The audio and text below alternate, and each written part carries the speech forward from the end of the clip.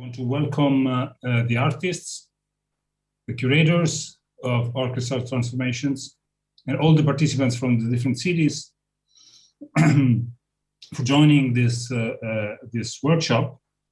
I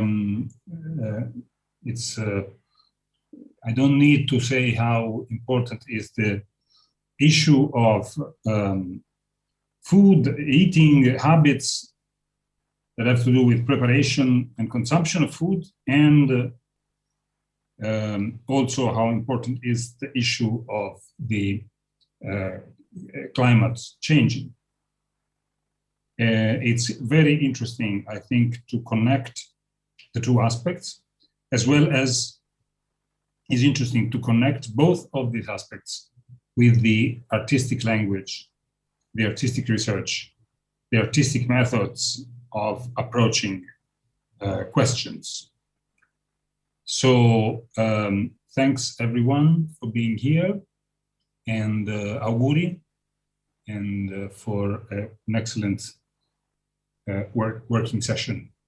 And Cesare, my name is Valerio del BAGLIVO. I'm one of the curator of Orchestras of Transformation, and my role is it's just really to still 1-2 minutes to introduce the overall project, and then to leave the stage to Daniel and Alan and to start this fantastic journey. Today, the workshop, as Jordi already mentioned, will present, to develop and discuss a series of case studies, approaches, and processes that can help cities to become CLIMAVORE. It's important to say, and then I conclude my intervention, as Orchestra, it's important to highlight that precisely we consider this workshop as the artistic intervention of cooking section within the overall framework of Orchestras, really as a possibility to connect artists and policymaker, and we think together cultural inclusion has a political engine of social transformation. There is also a development of their intervention, which consisted in creating a social media and a poster campaign in the city of Rome to raise awareness on CLIMAVORE project. This is perhaps one of the first time that also UCLG network connect policymaking and artists in this way. And so let's not lose other time. I leave the stage to Alan and Daniel to explain what CLIMAVORE is and how we're going to spend the afternoon all together. Thank you. Thank you very much, Valerio and Cesare and Jordi, for the introductions. It's really great to see everyone again here today. And today, I think for us is a really great occasion to kind of delve a bit further, deeper into the work of CLIMAVORE and kind of think together with UCLG and the Rome Charter about what are the possibilities of this kind of network, and what are the possibilities of the CLIMAVORE framework to basically develop the ways in which kind of cities can shift and adapt their food infrastructure in times of kind of shifting climates or climate change. For us today, the idea would be to work on some of these questions and how does it kind of, do they relate specifically to cities, organizations, or different collectives, or groups of people that are invested in this almost like a struggle, almost like how do we adapt to the changing climate? And the way we imagine today is through, we had different kind of case studies or references that will trigger some of the conversation. So to start off, these are the two questions that we would like to hear from each city, with an introduction of who you are and kind of where you work. So how would you define food culture in your city through a specific dish or ingredient, which I think in many cities would have perhaps multiple answers for this question, but maybe kind of try to think of one that represents kind of that's your city in a way, or is kind of really fundamental to the way you think about city culture, food, and the environment. And the second one, what is the main challenge your city is facing in the face of the climate emergency? So basically, we will kind of, after we do this round of introduction and kind of get a bit of the sense of the participants and the various ways kind of different cities are relating to questions around food and the environment. We will kind of have a short kind of discussion about a series of case studies that we've prepared that I think for us are kind of interesting examples of how cities or countries or different kind of food businesses are responding to the questions of the climate emergency and climate change. And from there, kind of we'll have three exercises that we will be kind of giving and discussing kind of, with time for each one, for everyone to think about them. And then from there, kind of, we will have a break around 4 p.m. And after that, kind of, there'll be a second round of kind of conversation. And then towards the end of the workshop, kind of time to kind of reflect back on the different questions and really think how some of these ideas can be implemented in kind of various municipal structures and also urban environments. So yes, if there's anyone that's interested to jump in and introduce themselves, that would be great. I'm SARA ALBERANI, also part of the curators of the Orchestras of Transformation. I live in Rome as Valerio, and also JUDITH is here as part of the curatorial team. We are missing Matteo Lucchetti, but only for this time, so we are 4. And I just was thinking about the first question, because I have to say in our territory, the eating meat, pork exactly, is all over in the food, in the kitchen in Rome. And we eat this animal quite often. So if I have to say a dish, this is the animal that is present in carbonara, matriciana, and all also other plates. And so this was in my mind as the first one. And what the city is facing regarding climate emergency is, I have to say, regarding food, again, the intensive farmer regarding the animals, specifically as pork, I have mentioned. So they are connected to each other, the plate, and then what the city is also facing. Yeah, thank you. I am Judith. I'm also part of the curatorial team, as Sarah was mentioning. And I am living currently in between Brussels and Lecce in Puglia. And I wanted to speak about Puglia, about south of Puglia, Salento, because one of the main ingredients of every dish that is also for maybe for the Italian plates and kitchen is the olive oil. And since some years in Puglia, in the south, there is an insect that is spreading a very strong illness for the trees, that they are drying out. And it's called this insect is called Xylella, and it's really like changing completely the landscape, because where you have seen this very beautiful landscape of olive oils that is also very much in our memory, coming from really from the very past, and we have really generations has grown up with this image.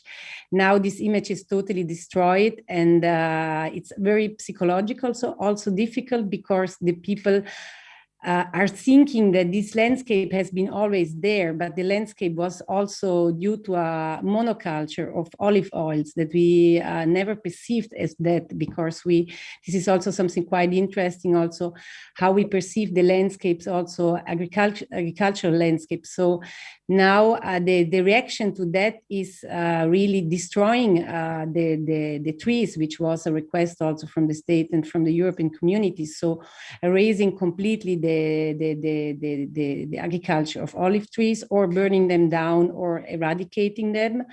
But there is also a very strong movement, an alternative movement of associations that are also, as ALON and Daniel, working on the consumption and production of food in a different way today, they are also starting to speak about taking care in another way for this kind of, for the trees, because the trees are not dead, so they are just not productive. But and this is quite an interesting question that is now on the table, how to deal with these landscapes and how to deal with these ghosts of the past that are due mainly to monocultures that are in the end a big problem today also for the climate change. Y bueno, en resumen, hace muchos años que trabajamos en el Museo Histórico de Mar del Plata.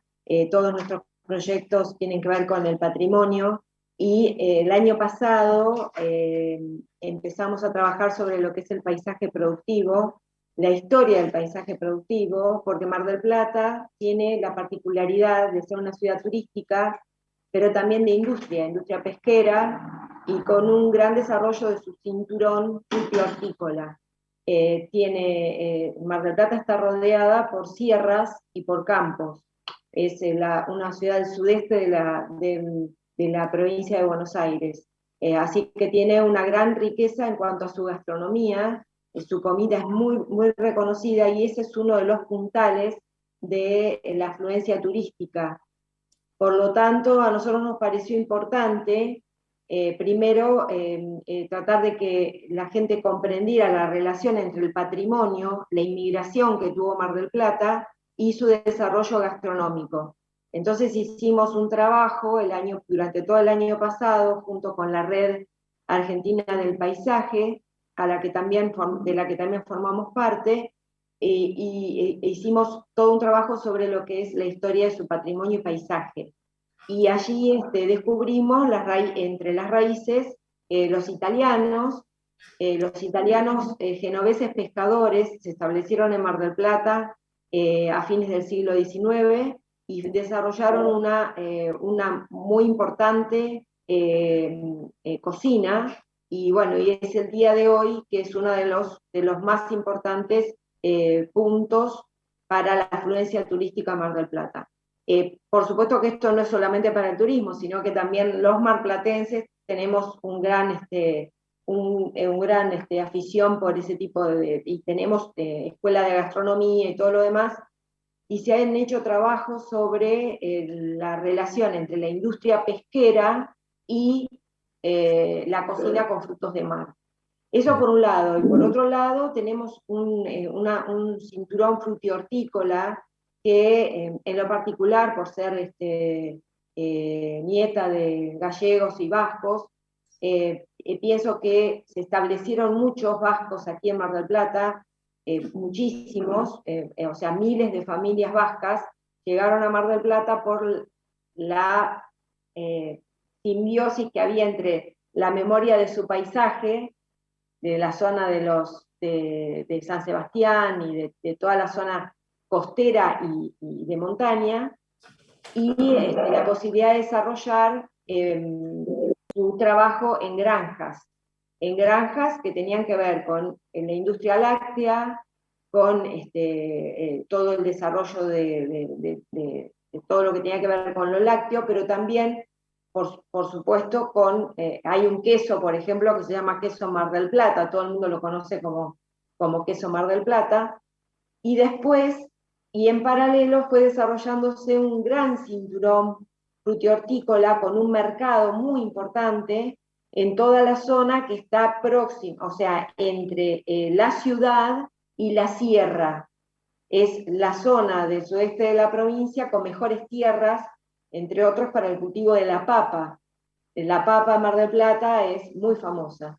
Entonces, todos estos productos hacen a la cocina de Mar del Plata como algo muy relevante. Ahora, la segunda pregunta es ¿qué se está haciendo? Hay un impulso, porque ha habido muchos problemas con el tema del cambio climático, por ejemplo, con el tema de los fumigados que le llaman, a los que han protestado mucho porque se utilizan productos como glifosato y demás.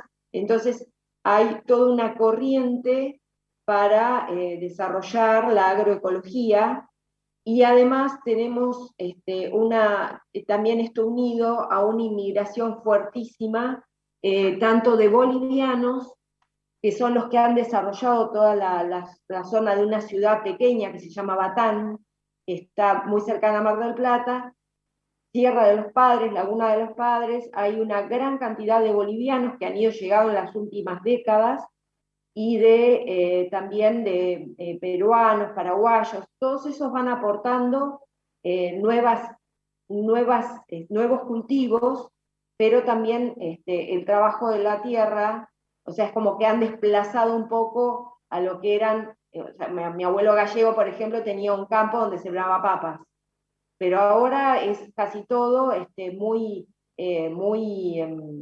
por un lado es muy industrial, desde el lado de que hay grandes industrias de la papa que bordean la zona de Mar del Plata. Grandes empresas, por ejemplo McCain, que abastece a todo Latinoamérica de papas. Y por otro lado está el pequeño productor, que son estos bolivianos, que están también aportando su cocina y su cultura a todo lo que es la zona de Mar del Plata. Por eso esta ciudad, que es una ciudad grande, tiene todo eso y tiene todo lo que es la pesca. Pesca de langostino, pesca de cercana altura, pesca de barcos pequeños, que son los pioneros de la pesca atlántica, los genoveses, los italianos, y grandes industrias pesqueras que se establecen en el puerto de Mar del Plata, pero que tienen relación con otros países, ¿no? España, Canadá. Así que es muy rica la producción para la cocina y la gastronomía en la ciudad. Bogotá, digamos que tiene una gastronomía muy variada y culturalmente, pues como somos una ciudad montañosa, tenemos mucha vinculación con el campo.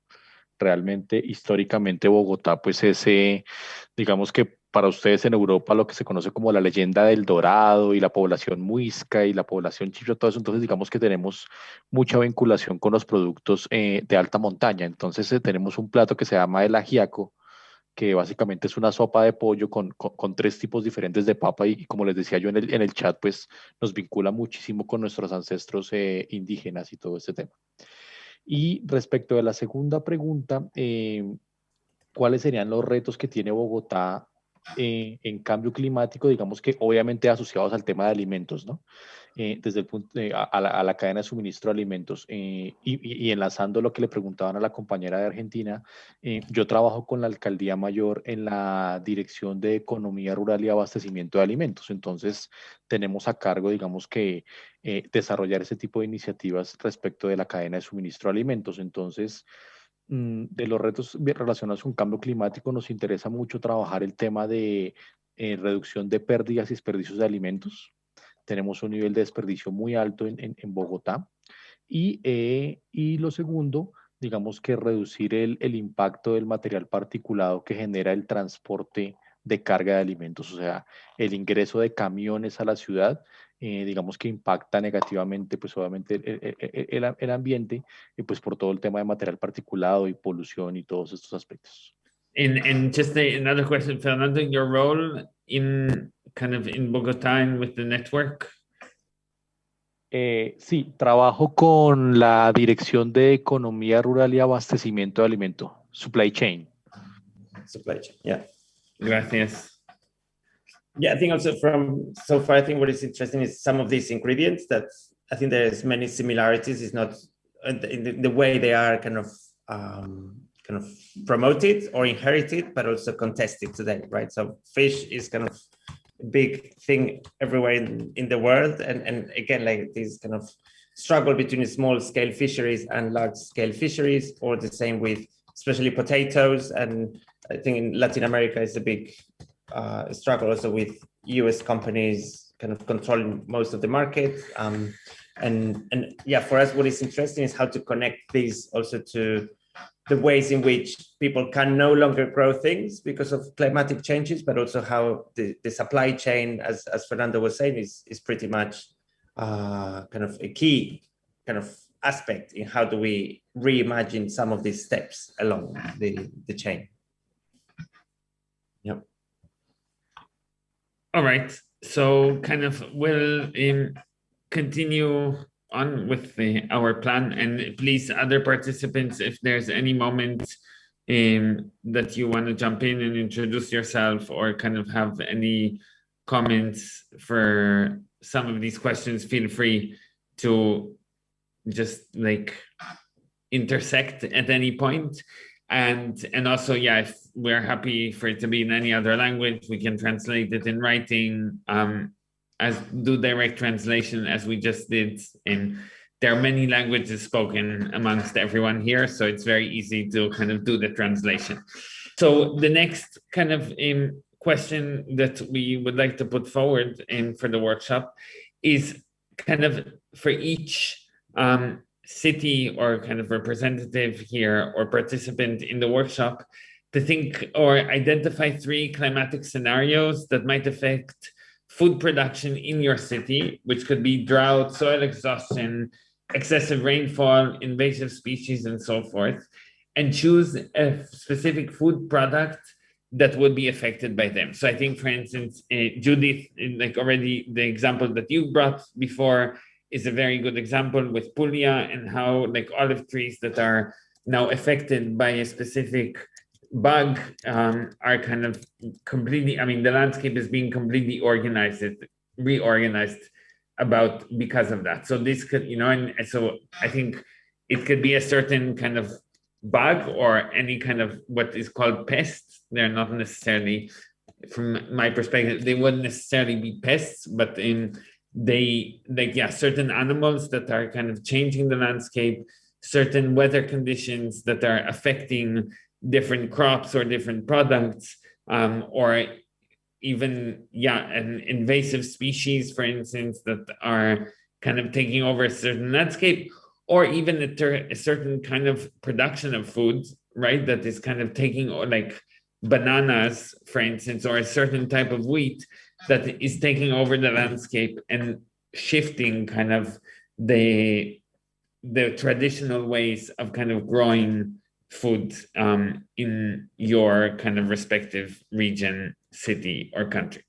No, also I also here in the south, a big problem is the drought and soil exhaustion, also related, for example, to the tomato production. Also because, and not only in different food productions, agricultural production, the fact also that the crops and seeds that have been imposed also by companies and multinationals, they requested a very, very strong system of irrigation. And so all the crops and seeds of tomatoes, aubergines, and different species that were cultivated since many hundreds of years had been totally erased, and now we have crops that need irrigation, but there had been crops and seeds that didn't need to be irrigated. There were certain type species of tomatoes that didn't have to be irrigated at all. So it's also totally an absurdity why we need to irrigate plants that, if we have plants that doesn't need water. Mm-hmm. Yeah. That's what we learned in Sicily about it, and pomodoro sicaño. I think they have it in Sicily. Exactly. And I think also, as you were saying, also presenting the examples before, what came in my mind is that we need really a very strong cultural awareness again about how our relation to food and production of food, because it's the only way also that we get again out of this dynamics, which is a cultural resistance also in a certain way. It becomes then also food resistance. Yeah, and I think it's also in a way, as our experience with restaurants is like how restaurants or cities could kind of change that culture, right? Or making people aware they're actually, tomatoes that grow with very little water. You just need to plant the seeds that you would need to plant, right? But how that also becomes part of people's imagination is the challenge. En el chat ya les puse las respuestas, pero Pues lo hago aquí en español. Aquí en Bogotá tenemos algo que se llama región central. O sea, Bogotá realmente no produce alimentos. Bogotá es netamente ciudad, entonces depende un 99% de la producción agrícola cercana. Entonces, tenemos un fenómeno, o más bien dos fenómenos que son interesantes. Un fenómeno es que al inicio del año se presenta lo que aquí llamamos heladas, que es una disminución muy, muy alta de temperatura que genera que los cultivos literalmente se congelen. Entonces, por eso en el chat les ponía que se queman los cultivos, la papa particularmente, que es un tubérculo, se quema, o sea, se acaba totalmente los cultivos y eso son pérdidas grandísimas para los campesinos. Y por otro lado, cuando tenemos la temporada de lluvias, se genera un fenómeno y es que los pastos crecen mucho, las vacas se alimentan mucho, comen mucho pasto y eso genera que produzcan mucha más leche de la que se puede procesar rápidamente. Y en algunos casos, los productores de leche deciden botar esa leche porque no tiene comercialización. Yeah, I'm not sure if in Rome, because I live in Rome only since short time. I'm following very closely the industry of wine, and I know that there is not for the big producers, but especially for the small ones, there is an issue there because of this excessive rain season that might destroy. And you know, I have a question that is coming to my mind. I don't know if it's now the moment to share it, but yes, always. I mean, from what I understand, I love this exercise, and I understand that there is some kind of connections that we don't get, and it's our role somehow to make sure that it connects. How do you work in making sure that changing the habits doesn't affect the feeling of identity? So maybe it's almost like two questions. On the one hand is kind of these parasites that we see in many crops that are becoming more and more common. And then what do you do when they kill all the olive trees? And then for us, the way we would kind of approach it would be to try to understand, why does that parasite happen? Is it because maybe there is not, I don't know, certain birds that would eat it, or certain other insect that would eat it? So if you start understanding almost like the who eats who, right? Like to go in the trophic chain and understand why there's an increase in that parasite, because maybe, I don't know, maybe there's something else that is killing the animal that is eating the parasites, right? So if you start establishing these connections, many times it's very hard, but sometimes people know that there's a reason why that is appearing, and then many times is because of certain kind of form of pollution or certain types of farming that are killing other animals that would kill the parasites. So first, to have that kind of more holistic understanding, to try to rethink what happens around the olive trees, not just only in the olive trees. And then I think also in the case of kind of very much in the case of culture, right, which I think I think for us it's very important, and I think with a lot of the work we do and kind of with a lot of climate, like culture is a plural thing, right? And I think in many ways there are kind of reasons like how, like something like, you know, to use like the most banal example, like why pizza becomes like Italian food, right? Like I think it's very hard. It's a very reductive thing to say, like, you know, like pizza, you know, like pizza is Italian food, but rather in the same way that like to say like carbonara, you know, like pork in the carbonara is Roman. No, they're like many different kind of Roman foods, and there's like reason like why certain foods kind of gain certain popularity in a certain time.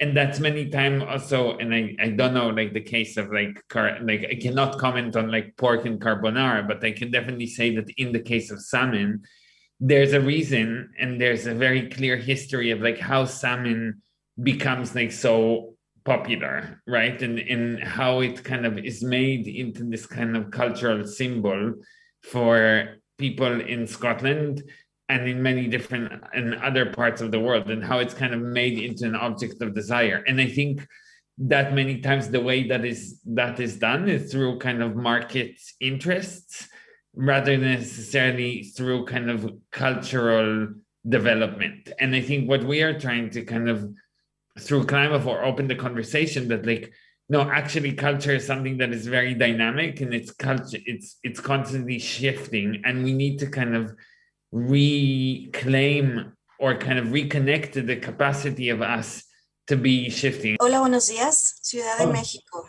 Raquel Portillo. Bueno, voy a hablar en español para más rápido. Bien. Bueno, nosotros tenemos bueno, un ejemplo que son las chinampas, que es un método de cultivo de ya hace varios años, que se da en dos lugares de la Ciudad de México, de dos alcaldías, que es Xochimilco y Tláhuac, y bueno, ahí se cultivan hortalizas y flores, que bueno, ahora ya son, están intentando que sean algunas flores que no se utilizaban para la alimentación, como la dalia, que es la flor nacional, ya se está haciendo.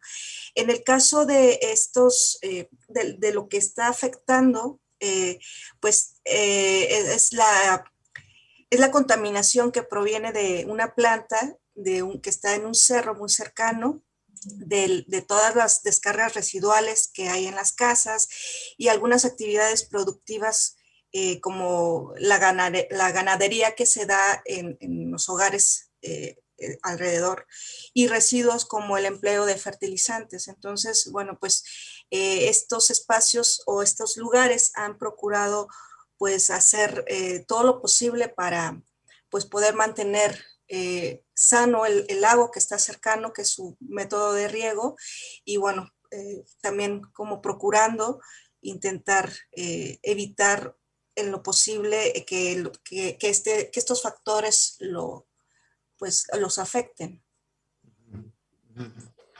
Yes, I think a very huge problem is waste.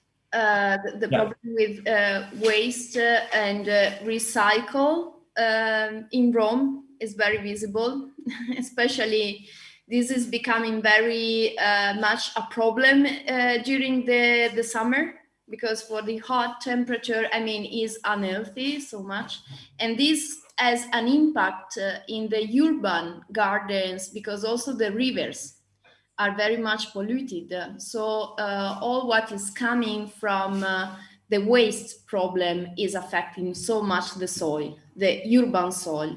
But also we have the large area of Latina, that is a city that is next to Rome, that is one of the biggest area for agriculture, so vegetables and fruits, that is very much polluted, because all the waste that is also coming from Campania, for example, that are the two regions, one next to each other, there are many impact of the waste cycle in the soil, and no rules. I mean, there are the rules, but there is a great problem for the space. And there is a big debate for the space as the administration should also cut off this space from the city. They don't know where to put the waste, basically. No one wants to have this next to the city, nor in the countryside. So I think we are struggling with this. And there's so many impact in the health of what we are eating, basically. Yeah.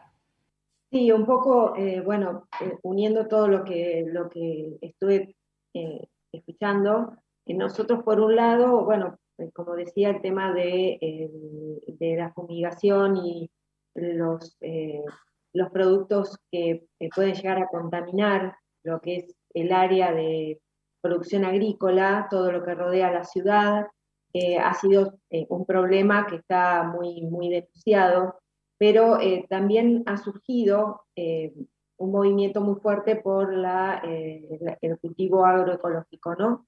Lo que pasa es que, bueno, eso también requiere un apoyo del Estado, una cierta presencia firme, sobre todo para guiar y para poder componer estos intereses. Pero últimamente, hace cosa de 5 años más o menos, un poquito más, ha comenzado un cultivo que es interesante, que es la vid. Acá no había viñedos, estuve escuchando lo que decía de los vinos, Los vinos en la Argentina son casi patrimonio exclusivo de toda la zona cordillerana, del norte hasta el sur, pasando Mendoza, y nosotros tenemos ahora una serie de desarrollos que tienen que ver con el vino, algunos lugares que se están posicionando muy fuerte, y también el cultivo del kiwi, que es una fruta que ha tenido un muy buen desarrollo y que además está muy apoyada por el gobierno municipal. Por la parte de producción de la ciudad de Mar del Plata hay varios emprendedores que han comenzado hace un tiempo ya a establecerse en la ciudad, en la parte de la periferia, digamos, con pequeñas, no son grandes extensiones porque aparentemente lo que el kiwi requiere no son grandes superficies para hacer el desarrollo del cultivo, y ha tenido muy buena respuesta. Con respecto a lo que veníamos hablando, por ejemplo, del tema de las carnes, si bien ahora hay toda una movida con respecto a lo que es la comida o la cocina vegetariana, vegana y demás, esta zona, o sea, la ciudad de Mar del Plata nació en realidad como un saladero de carnes para exportar. Se exportaba, o sea, ese fue su origen. Entonces tiene una gran área de influencia de producción animal. Entonces, también, por otro lado, nos encontramos con que hay diversos productos que en la ciudad le dan su característica, ¿no? Si bien han cambiado los modos de producción, por supuesto, y que, como decían ustedes hace un ratito, uno le parece que es el mismo producto que se mantiene en el tiempo, y sin embargo las propias condiciones del suelo y las propias condiciones de desarrollo de este ganado, por ejemplo, hacen que cambie su manera de producir y el gusto. Las carnes argentinas son famosas por lo que significan en calidad, sin embargo ha cambiado la manera de producir. Pero Mar del Plata, toda la zona del Partido General Pueyrredón, ha mantenido su producción agropecuaria con algunas dificultades, como es muy interesante de ver y es muy largo, y por eso no lo voy a comentar yo porque tiene que ser alguien que sepa más, ¿no? Todo lo que se produce alrededor del descarte de la industria de la pesca, que es un problema muy grave, porque los barcos que salen a pescar pescan determinadas especies y tienen que descartar lo que viene en la red y que no es esa especie. Entonces, los propios capitanes de pesca del puerto, el otro día nos dieron una charla porque están viendo de qué manera pueden aprovechar ese descarte para consumo, ¿no? Para uso, sobre todo teniendo en cuenta los problemas que hay en cuanto a la pobreza y la necesidad de brindar alimento a la población. Entonces, bueno, es todo un dilema casi ético del descarte de la industria pesquera. Y es muy interesante, hay mucho material que han producido ellos mismos para mostrar que es necesario un cambio. So basically, if we see kind of if we think about the question of like potatoes, for instance, in the case of Bogota and frost, what are the places? And I think Fernando, also with your kind of expertise on kind of working on the supply chain and the kind of food production in this context, what are the strongest and weakened points that are mostly affected by this along the supply chain? So these are restaurants, are these like homes, are these like domestic kitchens, ghost kitchen, community gardens, neighborhoods that are like impoverished and perhaps have like food that like are operating as food deserts, etc. So that's kind of the one question.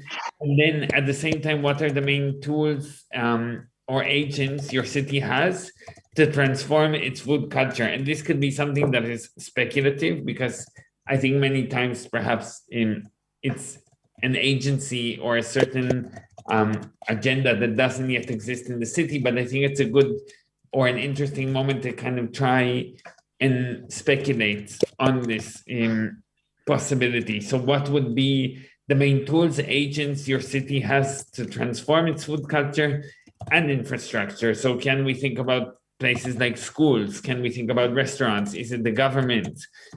Is it workers' unions? Collaborations between businesses and civil society and so forth.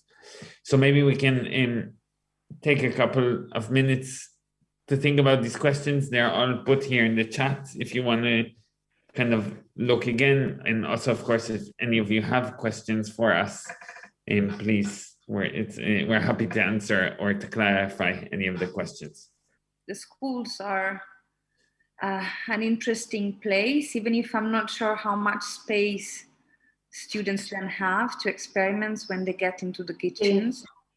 Sí, la escuela de gastronomía, la escuela de hotelería y gastronomía fue una escuela que se fundó como parte de una universidad privada, donde también se daba la carrera de hotelería. Y bueno, después, con el correr del tiempo, esta escuela de gastronomía, que tuvo muchos años y trabajó mucho ahí, tiene, bueno, uno de los profesores y de los chefs es Leonardo Hasiuk, que se comunicó junto conmigo. Yo lo invité a que participara, porque él hizo un libro muy interesante sobre todo lo que es este trabajo de los frutos del mar, y ahora depende de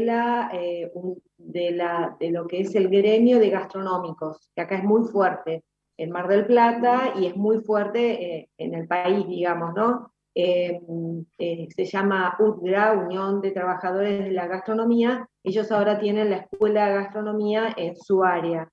Y esto está muy relacionado con la Asociación Empresaria Hotelera Gastronómica, que cumplió el año pasado 100 años, y por eso nosotros estuvimos trabajando todo este tema del paisaje productivo y de lo que fue la historia de la hotelería y la gastronomía en Mar del Plata, y tuvimos en el museo una serie de charlas sobre la historia de los restaurantes icónicos de Mar del Plata. Después hay un centro que se llama Centro Comercial del Puerto, donde se mudó todo lo que eran las cantinas del puerto, donde se comía pescado, a un lugar que fabricaron a propósito de eso, contra la voluntad de los que defendemos el patrimonio del puerto como algo cultural, porque esto fue una cosa como implantada en un sector de la banquina, ¿no? Pero este centro gastronómico reúne a los restaurantes más viejos, dedicados a los frutos del mar de Mar del Plata. Y después, bueno, ¿y qué otra cosa había puesto? La Escuela de Gastronomía y la Asociación Empresaria Gastronómica y la Asociación de Capitanes de Pesca, que son los que están trabajando. Nosotros hemos ido a varias reuniones con ellos para tratar de, digamos, de alguna manera remediar este tema del descarte del pescado, porque inclusive había todo un proyecto para enseñar a cocinar a los niños con el pescado, porque a pesar de ser tan fuerte la industria pesquera y los productos y frutos de mar en la cocina de la ciudad, no es algo que esté incorporado en lo que es la currícula educativa. Entonces lo consideraban una lástima, y bueno, y estaban tratando de ver de qué manera se podía llevar adelante eso. Es un proyecto de uno de los empresarios del pescado más conocidos de Mar del Plata, que estuvo trabajando con nosotros. Pero bueno, yo creo que la Escuela de Gastronomía es muy importante, y bueno, y hay posibilidades de que se sumen. Yo lamentablemente hice el intento, pero en esta época de pandemia es muy difícil, y además en este momento los empresarios hoteleros y gastronómicos de la ciudad están muy mal, muy tristes, porque hemos tenido un cierre enorme y bueno, estamos en contacto permanentemente, pero por ahí necesitaríamos un poquito más de tiempo para interesarlos en este proyecto. En el chat les había puesto la respuesta. Nosotros en Bogotá tenemos, digamos que, varias herramientas para tratar de garantizar esta vinculación con el sector productor. Bogotá viene proponiendo la creación de la región metropolitana junto con el departamento de Cundinamarca, que es, digamos que, nuestro principal proveedor. El 40% de los alimentos vienen de este departamento. Entonces tenemos una relación política y jurídica que estamos precisamente estableciendo. Es decir, y dentro de los temas que vamos a acordar con ellos, precisamente la operación de abastecimiento y seguridad alimentaria, digamos que van a ser temas claves.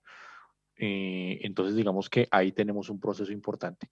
Y derivado de esos procesos de cooperación con otros gobiernos, pues tenemos figuras de comercialización directa de campesinos de Cundinamarca y otros departamentos dentro de la ciudad, en lo que conocemos como mercados campesinos.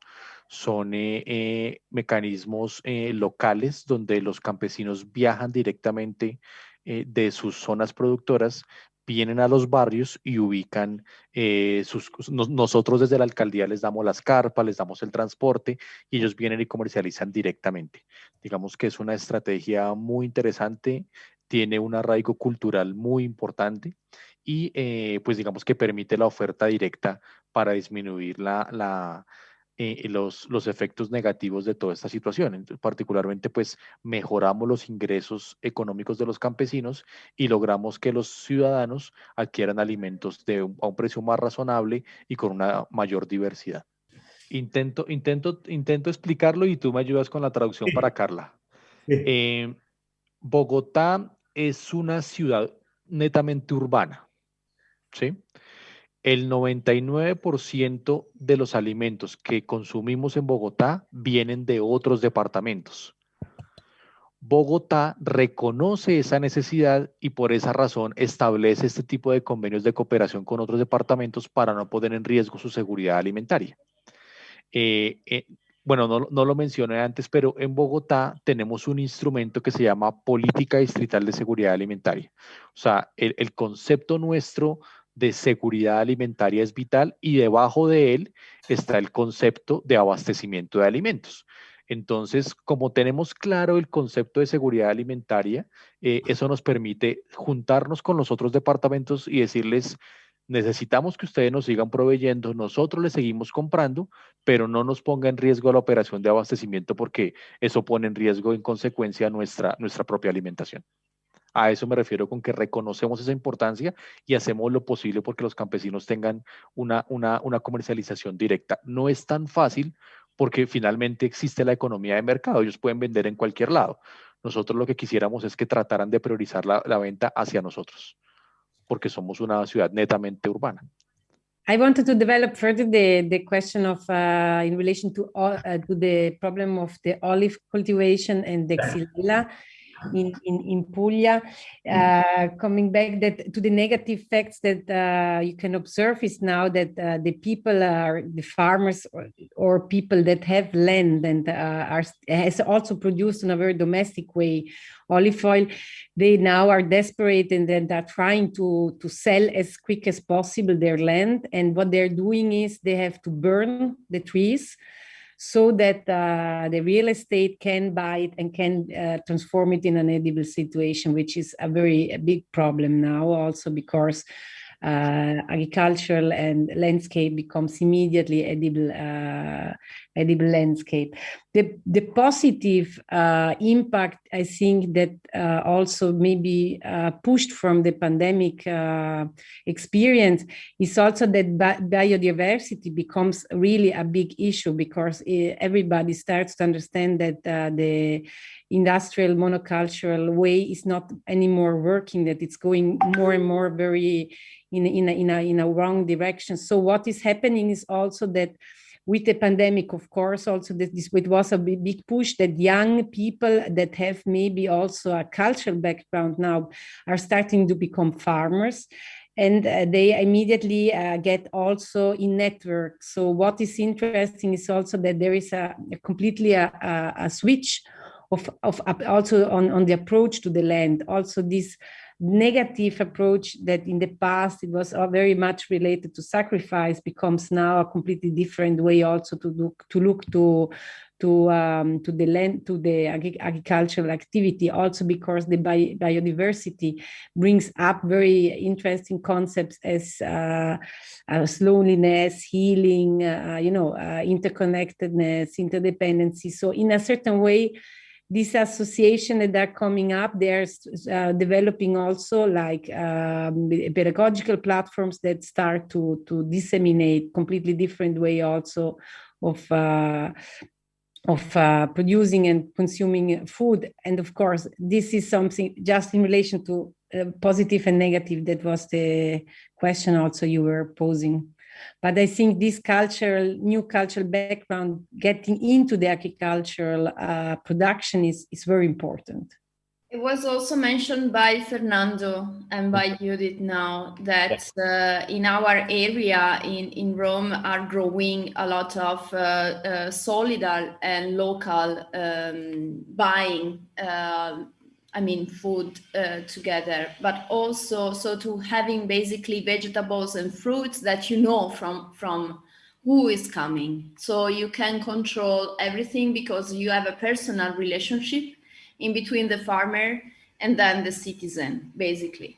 So I'm also part of one of these. So I know that we can contribute since the beginning with some quota, some money that you can put in a pot, in a common pot.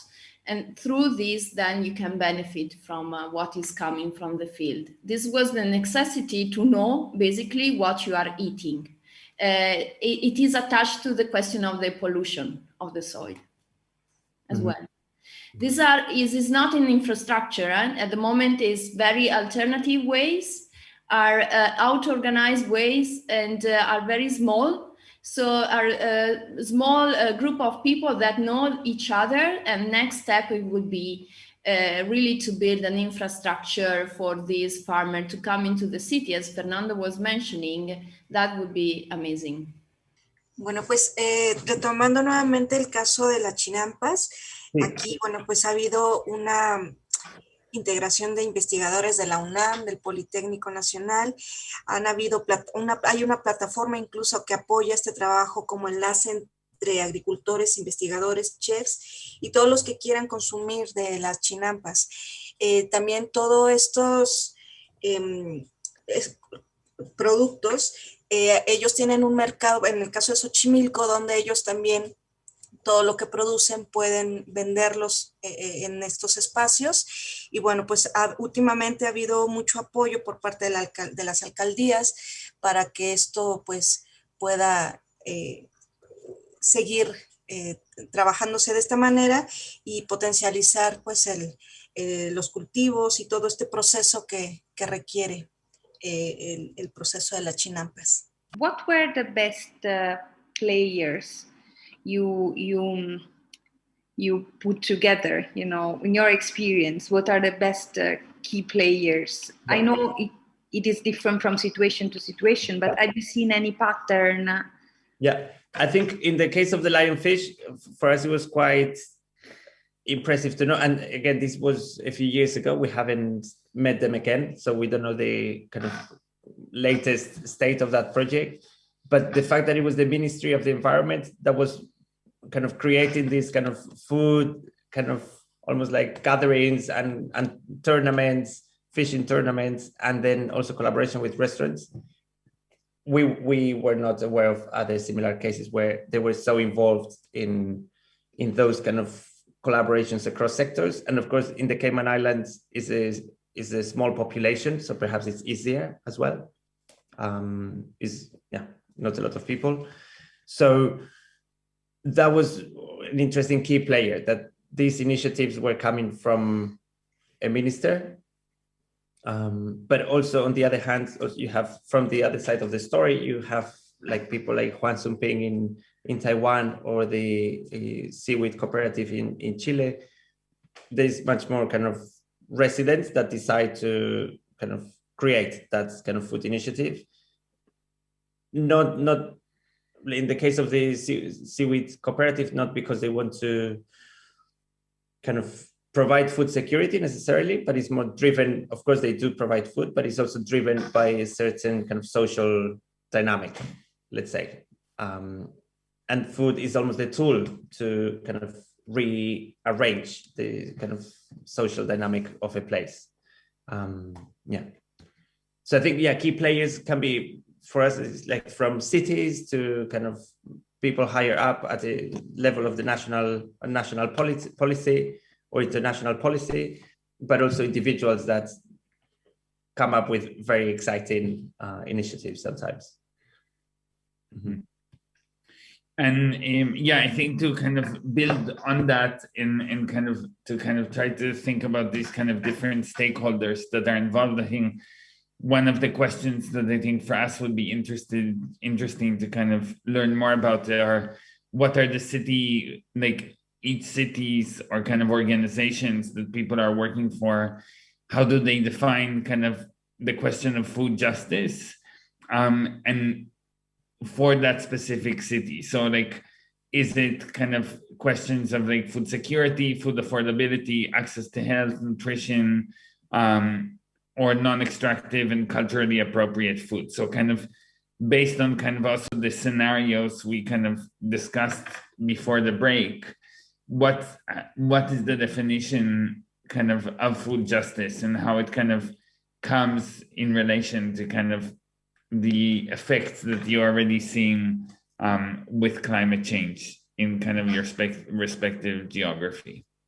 Is food justice meant like in terms of how much affordable is the food and how that depends on a city level? I mean, you can take housing as a good example, right? I think the right to housing today in like cities in the global north is something that we talk about, that like everyone should have, or there's a very wide discussion about access, that everyone has to have an access to like a roof above its head, right? And this is kind of, it's almost kind of becoming, you know, it's like becomes equivalent to like a human right. And I think food and the discussion about like climate justice or food justice is a similar kind of idea, that it's like people have the right, you know, or we are kind of fighting to provide access to food justice, which means like good quality food, right? Like food security, affordability, and you know, like non-extract, like food that is culturally appropriate, that is nutritious, that is healthy, and so forth. Yeah, here, for instance, just to give an example, like in London, there's like two very big issues at the moment. One is that, well, it's basically people that don't have enough money to feed their children before they go to school. So like now schools are providing free breakfast because there are many, many families that cannot afford to give breakfast to their children. So that became a thing that is now part of the schools and that is also with national funding, of course, and has been going on for some time, but there's been a big debate whether to end it or not. And the problem is that there's more and more families that cannot afford it. So that's one thing. And in state schools, like for free education, also to add free breakfast, to make sure that the children at least have had breakfast before going to class. And the other one is, for instance, food banks that have been like also a big initiative. That's more from, not always from city initiatives, but from, run by the city, but also run by different organizations as places that give access to food to people. Especially, well, with the pandemic, there's been a big increase because many people lost jobs, and well, we know it everywhere in the world. My name is Stefano Maneri. I'm a consultant. I work in the sustainability matters about 25 years old with different, I'm working now for a Danish company. I'm working from Milan office, Italy. That's it. I mean, I don't know if you would, I don't know which kind of information, but let's start. Good, it's good. I would like to share some this kind of situation where we have this kind of issues like food, maybe pollution, maybe let's say high quality, this kind of thing that is public goods. What I've seen is that in order to, let's say, to try to figure out something that could work, there is a kind of we call the wheel of change. So it means that we need to combine different, first of all, a kind of share value for that. So where the people do well and do good, so where you can legitimate with the kind of shared behavior and public opinion that is good. So something that we can start with the common language for that in order to become real. And the other two components is the kind of industry cooperation. So where we have, let's say, a cooperation with different stakeholders in the supply chain or in the food distribution, whatever you want to call. And the third one is that change the consumer behavior and the people behavior. So what I want to say that is usually this kind, when touch this kind of topics, the multi-level stakeholders analysis is quite important to be effective because you have so many stakeholders engaged at different level that, for example, I live in Milan. Obviously, when you dealing with this kind of topics, be public is important to engage the different stakeholders from municipality, industry, public opinion, consumer behavior. Otherwise, very difficult to make a change. The wheel of change will apply. I see several times for the fish. I see we are seeing for climate change. Now is a buzzword, no? It's something that not touch in your local sometime, but is more a global issue. In order to achieve something, this is a very top priority at the national level, at the continental level, at the world. This is a topic one that the entire planet is involved. For the food, I think with the different level of engagement, I see also in my place that could work, but if you want to make a change, is to engage a different level. Maybe if you took the environment as a municipality, could be Rome or Milan. I see that it works only if we put all together this kind of intention to change. Otherwise, it could take some momentum, but then goes down as the previous situation. And so this is to share my suggestion that it's complicated, but it's not impossible. We have seen a lot of change in the last 18 months because we have been pushed by COVID. Never happened before. I think it's possible to change, but in order to change, we need to apply multi-level stakeholder approach, also for the food. Can I jump in to ask one question to Stefan on this? From the private point of view, which is the one that I think you know best, what is how they can play in the game with public authorities and non-governmental organizations? Like, you said before industry cooperation. I've been thinking from my perspective, so from the public sector perspective, and it's like, how do I actually create a partnership with the industry, and how I make the industry change? So that would be my. It's happened also in the past. Walmart, Nestlé, big company that at the moment there is a business case, several business cases of that. When they face it that something goes wrong, obviously in the customer behavior or in the impact they have done to the supply chain. The tea company, the coffee company. I'm working now with the cocoa company. So there is a business case in the history that give us the story that association can work together, because obviously they should be the front end of the industry, and they also have a benefit in terms of revenue, but also in terms of reputation and the return on investment on the customers. So it's a matter to obviously big company to take a lead. This was happening with the Walmart 20 years ago with some situation. It took also for Nestlé.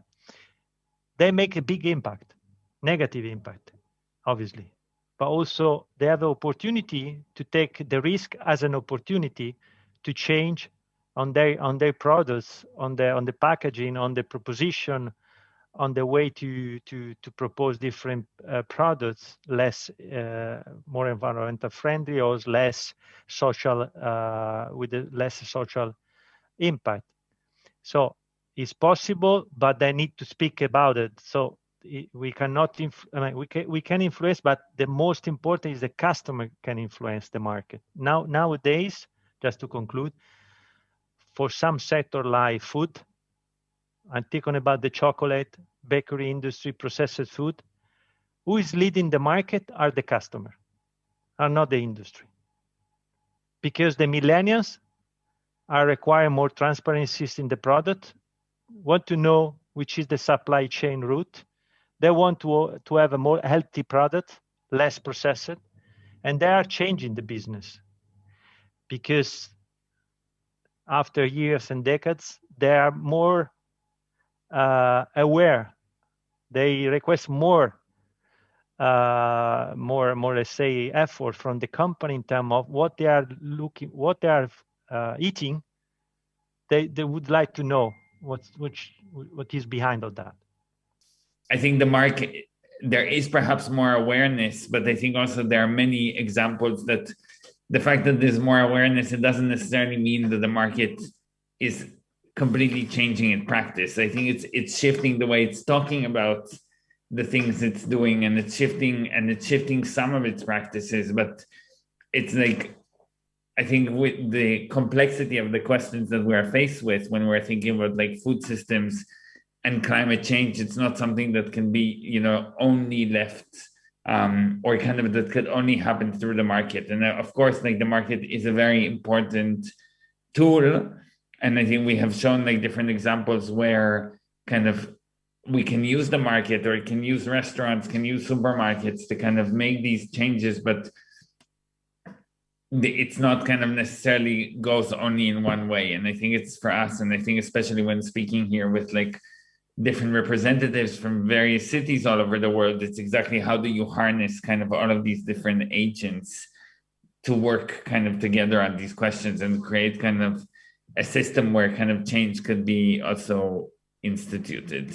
So what could be kind of, if we could think for each case, like what could be, and again, in a very quick and speculative exercise, what could be like a season that is emerging? For instance, I think Fernando was talking earlier about like frost and how we can kind of change the food production or kind of the crops around potatoes in relation to this kind of new weather phenomena that is happening and affecting the crops, the potato crops around Colombia and in Bogota specifically.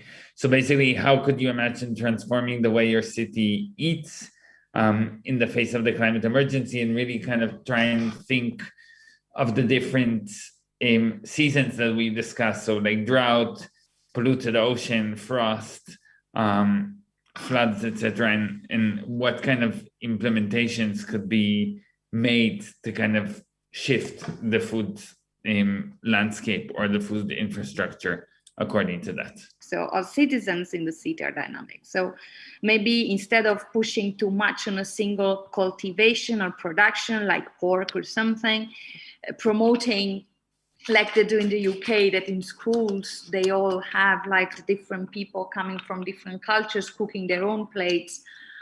I'm just thinking, you know, so promoting a different usage of that. And then I was writing what I understood also is work on different integrational levels of political choices. What I understood from the Bogota experience, for example, and what also Patricia was saying, is that there could be a urban policy culture on the issue that should be developed and is not developed, and could be a link. I think also what Carla was now also with what she was coming up, and also, you know, we are very used now to have this communication about having local food, 0 kilometer, you know, the distance, the space. But there is a disconnection. What is the impact, how we eat exactly on how this is impacting the climate? To have more information, you know, also when we were listening today also to the different cases, related also the questions that you were putting, you know, more specifically how this, you know, how the climate change is impacting now the food supply, or also in the other direction. But we don't know, we have no information about that. And to get this in a, for example, in a scale of a city, that also where we are buying food, that we get more information on that, on this relation would really help also, you know, because it's very vague. We have only now this idea of kilometers, you know, that we have to shrink kilometers, that there has to be less, you know, importation, less, more seasonal fruit, but not, you know, missing the information. Un punto que me parece importante para cambiar o para transformar lo que significa la comida, digamos, es educar en una educación que nos haga conscientes de cuál es nuestro patrimonio. Patrimonio nosotros lo llamamos en sentido amplio, tanto lo tangible, lo que uno produce, por ejemplo, en cuanto al lugar donde vive, en todas las áreas, y el intangible, que para nosotros se nos ocurre que son las recetas de cocina, por ejemplo, que es un intangible muy, muy fuerte para la gente, para poner muy fuerte también su identidad. Aquí en Mar del Plata, por ejemplo, el mercado frutihortícola funciona desde hace más de 50 años en un barrio donde estaban asentados los inmigrantes que eran árabes, muchos. Ellos se dedicaban al comercio de las frutas y verduras. Y así nació el mercado frutihortícola, que es el más histórico de la ciudad, ¿no? Y nosotros estamos siempre detrás de eso, desde el Museo Histórico, porque nos parece sumamente importante. Y hace un par de años vimos como que se le da importancia a lo que es en la enseñanza escolar, a lo que es la nutrición, pero no se le da importancia a lo que es el estudio o el compartir lo que significa la cocina o la gastronomía en cada uno de los hogares. Entonces los chicos tienen mucha información a lo que es nutritivo, pero por ahí desconocen o no pueden linkear lo que es nutritivo con lo que en su familia, por una cuestión de identidad, van incorporando en la cocina. Ese vínculo nosotros lo establecimos un poco dentro de un proyecto que se llama Ciudad Creativa, Ciencias Sociales para Ciudadanos del Siglo XXI, que ya lo tenemos hace varios años y lo trabajamos en el archivo histórico. Ahora lo vamos a trabajar con el Instituto de Formación Docente, para que ciertos indicadores, entre los que está la gastronomía, sean incorporados en el currículum escolar. Las maestras sepan, por lo menos, el ABC de lo que es la gastronomía, las artesanías, o sea, todo vinculado a lo que es el patrimonio tangible e intangible, porque nos parece que si no, hay una disociación entre la vida de todos los días y lo que se enseña en la escuela. Es como que es una cantidad de información que se incorpora, pero no se llega a apropiar por cada uno de los chicos.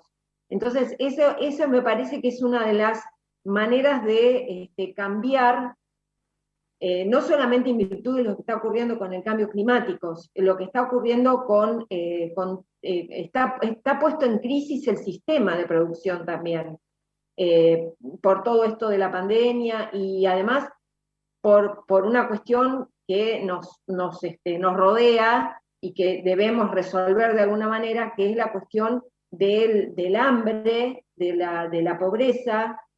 Bueno, esos son cuestiones que están en cada uno de los lugares de la ciudad, ¿no es cierto? De cada una de las ciudades. Entonces me parece que es importante que lo vinculemos a la educación para la cultura, pero no desde arriba, nosotros decir qué es lo que es valioso, sino tomarlo de cada una de las comunidades. Eso es lo que me parece más importante. Tomar lo que cada una de las comunidades nos pueden aportar, y de ahí ponerlo en valor. Me parece que es un camino, ¿no? En principio.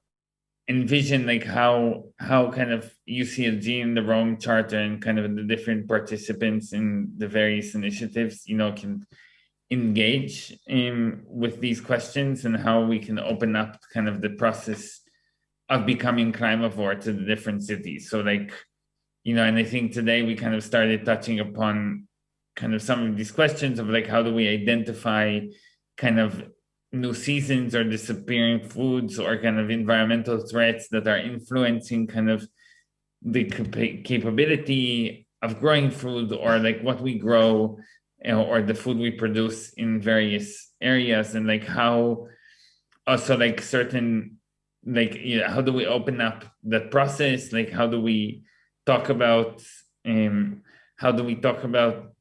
this kind of issues, and how do we kind of open up these conversations to multiple stakeholders, right, that bring together kind of people that are working in municipalities, in civil organizations, in businesses, in education, kind of to work together around these questions, and kind of propose alternative models that are regenerative and restorative for to enhance food landscapes.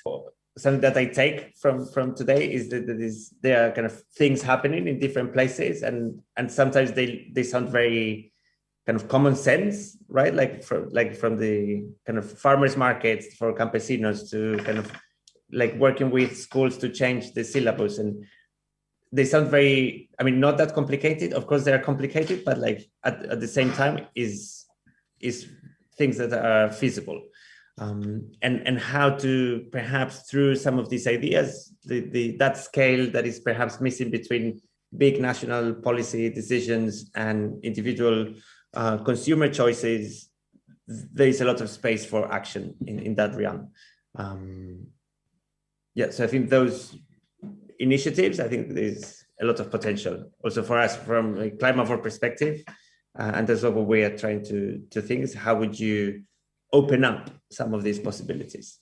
But I think something very clear came to my mind regarding on how to keep having this connection quite strong between the work that we do and this opportunity that Orchestras has created for us to connect. Because I feel that there are different levels of awareness. And this session was important to me because I realized how I was not aware myself completely and fully of the issue. So I have to thank you all for this, and I will elaborate more and make sure that with the city of Mar del Plata and the city of Bogota and in Mexico, we can create a first group, you know, of cities that carry this kind of conversation ahead, especially because I think what you guys found was a very important connection in the way we can transform our societies, which is very practical and avoids measurement of impact of culture experience on life, which is something that has never brought us on SDG and will never bring us there. So thank you for finding this way. I think also I would maybe just as a creator of Orchestra of Transformation also add that we are lucky to work with such two amazing artists. Also, in that sense, also the mission of the orchestra is in that sense also to work with artists that are deconstructing certain mindsets, and also that find new connections and let emerge things that we didn't know that exist in a certain way, and they allow us to see it from a different point of view.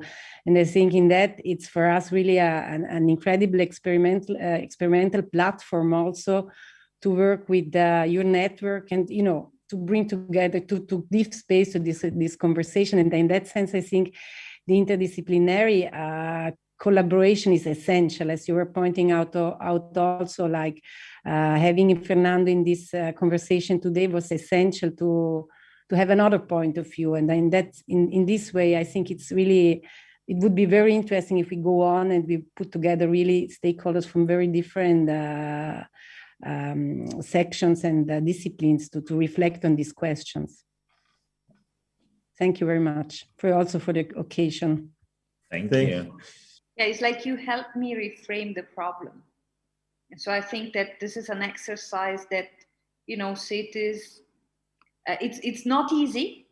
I think that Patricia, Fernando, and Marlene can tell you from a city perspective is very delicate. I mean, I see some city here that have been asking themselves the question quite strongly.